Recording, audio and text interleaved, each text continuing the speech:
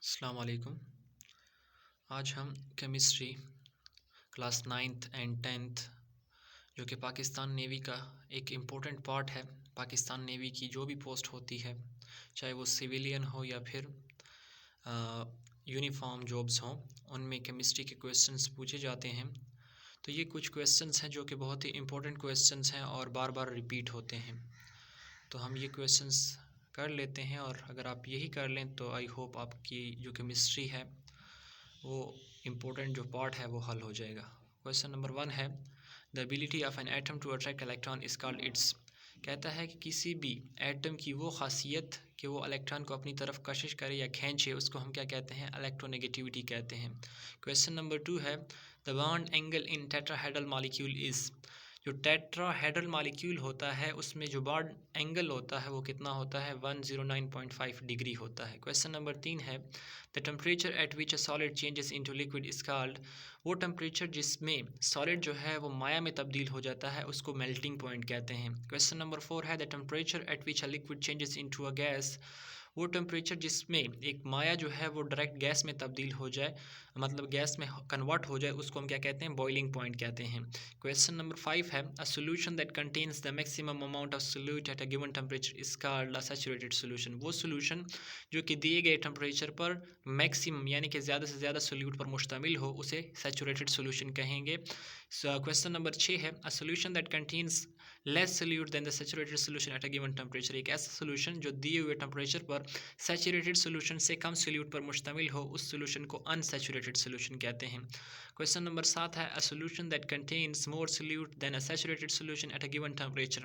एक ऐसा सोल्यूशन जो कि सैचुरेटेड सोल्यूशन से ज़्यादा सोल्यूट पर मुश्तमिल होता है उसे सुपर सैचुरेटेड सोल्यूशन कहते हैं। इन तीनों को हम एग्जांपल से समझ लेते हैं।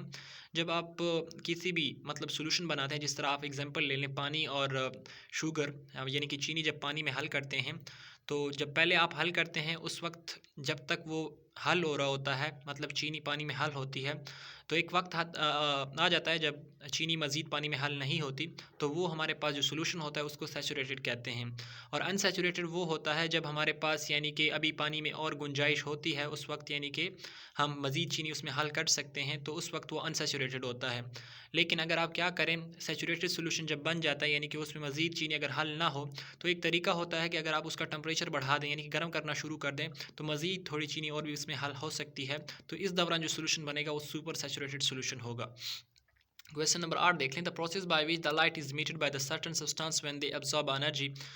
वो प्रोसेस जिसमें क्या होता है कि कोई भी जिस्म जब एनर्जी को ऑब्जर्व करता है, जज़ब करता है, तो लाइट उससे क्या होती है? निकलती है।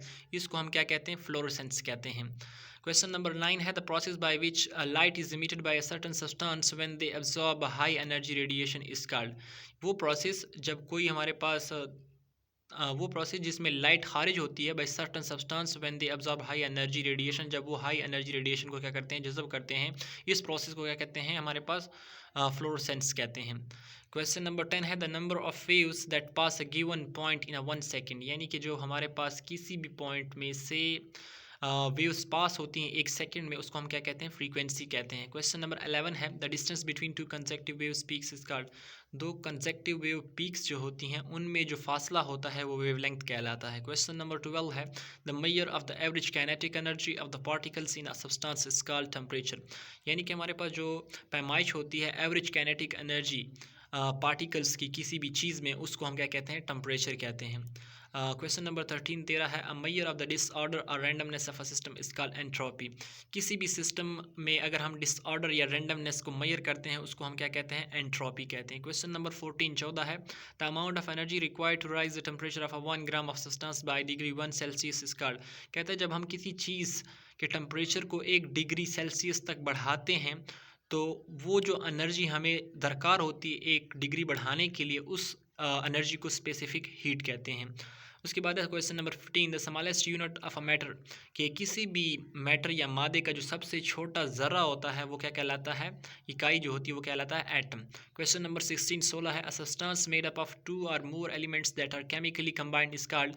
एक चीज़ जो कि बनता है 2 या 2 से ज़्यादा एलिमेंट्स से मिलकर, जब वो केमिकली आपस में यानी कीमियाई तौर पर आपस में मिलते हैं, इसको कंपाउंड कहते हैं।